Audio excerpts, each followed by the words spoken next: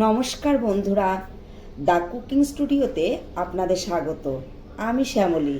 আজকে আমার রেসিপি হলো ভোলা মাছের টক। এই রেসিপিটি সহজ পদ্ধতিতে দেখিয়েছি, তাহলে আজ শুরু করা যাক। আমি এখানে 6 পিস ভোলা মাছ নিয়েছি, লবণ হলুদ দিয়ে ভালোভাবে মাখিয়ে নিয়েছি।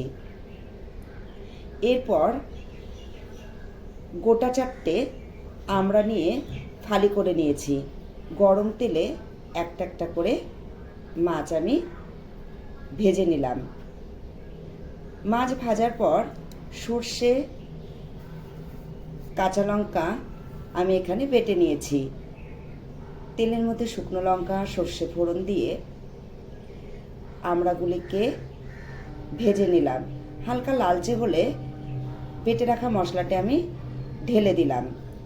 হলুদ, লবণ দিয়ে 2-4টে কাঁচা লঙ্কা দেওয়ার পর ভালোভাবে কষিয়ে নিলাম।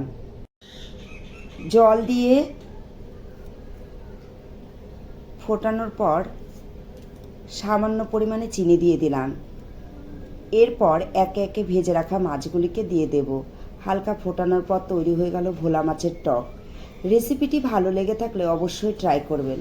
আগামীকাল আবার দেখা হচ্ছে নতুন রেসিপি নিয়ে।